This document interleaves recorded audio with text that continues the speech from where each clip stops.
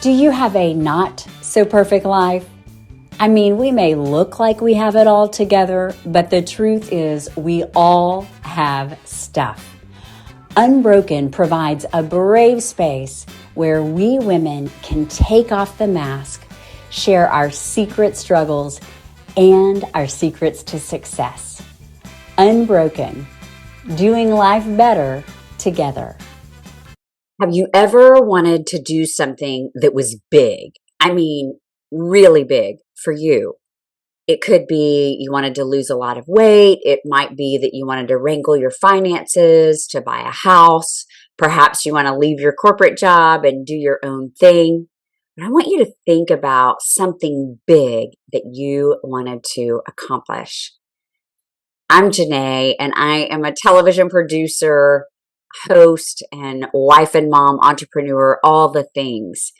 And our phrase, like our family motto, is go huge or go home. So when we do things, we do them big. My husband went to one NASCAR race and then decided he wanted to start his own NASCAR team. Why go to another race? Let's just start our own team. I use that as an example of the kind of big things that our brains think of. Now, I realize that not all of us are wanting to start a NASCAR team or build a multimedia platform for women. I will say that I'm sure we all have things that we want to accomplish. And what I am finding is that the bigger the thing, the more the endurance you have to have. I saw this lady and she was biking up a mountain and she is pedaling as fast as her little legs could go. And yet she's hardly going anywhere. And that is how sometimes I feel working on things. It can feel like I'm pedaling really fast and yet I'm not making much progress. So today I want to share 3 simple strategies for how we can keep pedaling, keep doing the hard work. The first thing I would say is perspective. That same mountain that I saw a lady pedaling up, we were walking down. And while it may seem like it's not as much work if you're walking down a mountain than if you're going up, for my 8-year-old son, it was quite a bit of work. He's walking down and I thought it was 2 miles down the mountain. Turns out it was 3.8. But I didn't want to tell him that because I didn't want him to have that perspective. And I think how many times when we're working on big things, we need to shift our perspective. So my son and I, as we were walking down the mountain, and he said, "Mom, I just can't go anymore." I then encouraged him to turn around and look at how far he has come. Change his perspective. If our perspective is, here are all the things that I have left to do to accomplish this big thing, we're going to get discouraged. If, on the other hand, we take a perspective of, look at all the things that we have accomplished, it's going to help us get encouraged. I mention frequently about this platform we are building for women, and it has an app. And technology apps, those are not my wheelhouse. I can tell you what I want them to do, but I have no idea how to accomplish them. And it can get very discouraging.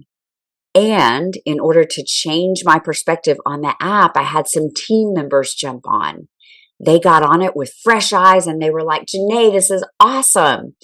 So sometimes if you're not able to get your own perspective, ask your friends, ask your family, "Hey, what is some progress you've seen me make in this area?" Ask them to share perspective. The second thing, remember your why. If you have listened to me for a while, you know that I talk about remembering our why a lot. But why are you doing what you want to do? I have a friend who's trying to lose weight right now. And I asked her if I could share this story without saying her name, and she gave me permission. But I keep asking her, you're doing so well. I'm trying to encourage her because she's making huge progress. And she said, I just want to quit. And I said, why? I asked, why did you start in the first place? And she said, so that I can be more active with my kids. And I encouraged her to remember her why, put a picture of herself and her kids being active on the refrigerator as a motivation. So remember your why. And the last thing, if you are working on big things, I'm going to go on the faith component just for a minute. But for me, I know that what I am endeavoring to do cannot be accomplished by myself. Galen and I talked about that last week and how that requires me trusting my team members, bringing on good people that I trust. But the bigger component when we're endeavoring to do big things is to trust in the Lord. So for me, and this isn't just for me, trust means to have full confidence and reliance on. And I know that I cannot trust myself 150% of the time in all the areas that I need to be clicking in order to accomplish this big thing of a multimedia platform for women. And for me, I know that ultimately trust has to be present to do big things. Trusting the people around you, going back to my friend who's working hard to lose weight. She has a trusted coach, a nutritionist that is working with her. And so she's putting people around her that she knows she can trust. And one of the things we talked about in her weight loss journey, she said, Janae, I don't trust myself. I don't trust myself because I know what I do when I'm confronted with a sweet treat. I just give in and I eat it.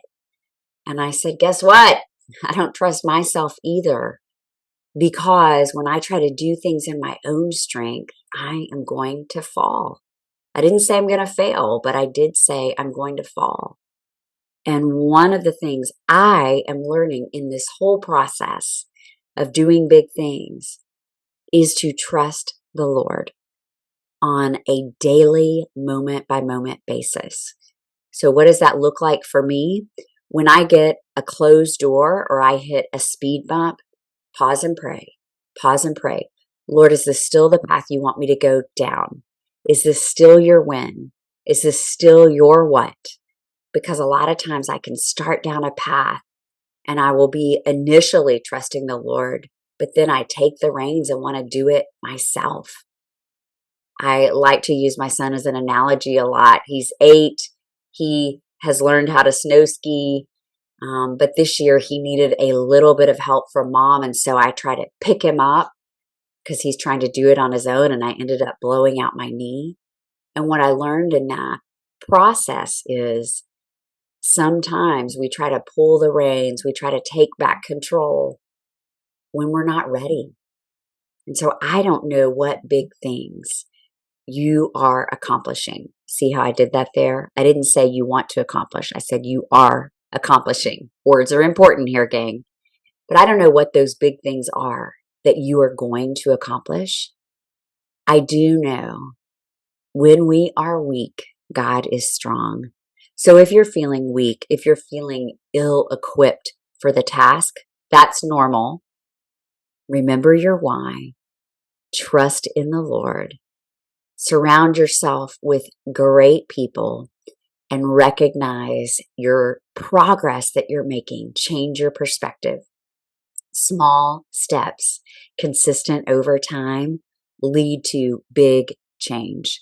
I know that both personally, professionally, and if you're looking to make some changes, you can check out my book, Diary of an Unbroken Heart, Simple Keys for Complex Change. You can find it on Amazon.